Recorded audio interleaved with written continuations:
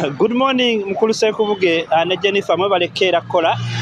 ne baganda bange mwenna abakeredde ku SOT TV abalabi baffe mwenna bebaziza okulabika nti mukeredde ku SOT TV ayembale tukedde embeera simbi nnyo kujja kwaliwoko obumenyi w'amateeka obuze bweyongeramu katonotono era nga olunaku olwajjo nga sinabagenda ku mulamu waliwo wa boda bwe yakubiddwa bubi nnyo era n'alekebwa nga ali mu mbeera mbi ali mu ddwaliro apooca ne piki ye bagimutuddeko bamukubidde wakati w'Amajanga Road waliwo hoteri eyimanyiddwa nga Viola bwe bamukubidde awantu awo wabi nnyo era jjo amasannyalaze gadde gavuddeko wakati w'essaawa emu n'ebbiri bwe bamuze ekiro bwe bamukubidde abatuuze bagamba embeera yaawo etera kuba mbi nnyo kasita amasannyalaze gavaako era kazikiza bwe kali akawerako naye ate poliisi eriraanyeewo katono awo tujja kulaba olunaku olw'enkya abatuuze batubuulire n'abapoliisi lwaki obumenyi bw'amateeka bweyongedde nnyo mu bitundu ebyo okulabika nti abantu bayigira mangu olw'embeera etera okubeerawo. Mukulu Sekubuge ebyo nga nvuddeyo etteeka oba ssemateeka wa Uganda Article 20 ne Article 40 lirambika nti abakozi bonna balina eddembe lyabwe okulabika nti bafoominga trade unions naddala mu makolero ag'enjawulo n'eyo gye bakolera naye bw'otunuulira mu Uganda abakozi abasinga eddembe lino tebalirina era abasinga n'abakozesa tebabakkiriza kuba nti bafoominga trade union zino naye abakulu abatwala trade unions oba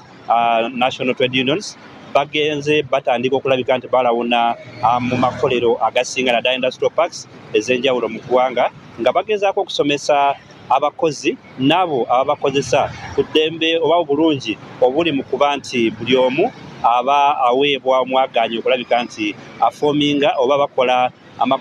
groups ezisobola okubayamba okusinziira ku muwanika atwala ow'ekibiina kya Uganda Trade Unions omukulu oweko Richard Moses agamba nti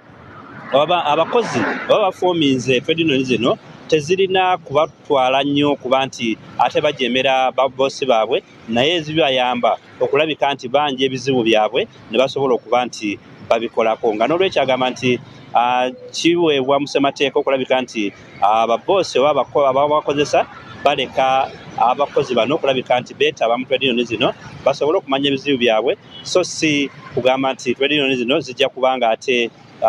zigulumiza abakozi ate ne baleka ababakozesa. Katuwulirize omukulu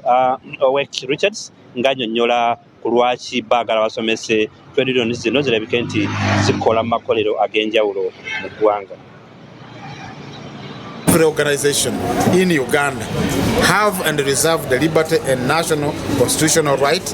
to freedom of association, including formation and or joining trade unions of their choice. It is not present apparently in the pacts. So we have to introduce trade unions in these pacts so that we can start to negotiate the terms and conditions of employment under which the employees do or undertake their jobs or services. That has been missing. There are things that are concerned with occupational safety and health.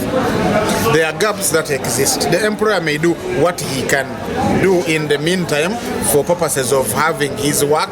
continue, but when the legal requirements are not being met, to the latter. So those are some of the things that we want to introduce and form committees as the law requires for occupational safety and health, so that we monitor the health and the occupational hazards of the companies that employ people within the park.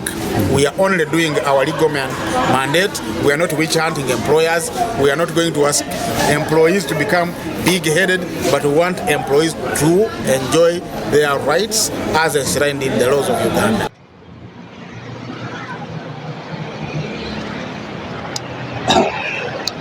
Mukulu Sekubuge oyo ye muwanika oba treasurer owa Uganda Trade Unions omukulu oweko Moses Richard nga annyonnyola lwaki abakozi balina okuba ne groups oba trade unions okubanga bazijoininga. Sijja kubanga nsukaawo omukulu Sekubuge kankuddize akazindaalo mu studio. Download the Salt Media app from the Google Play Store and the Apple App Store.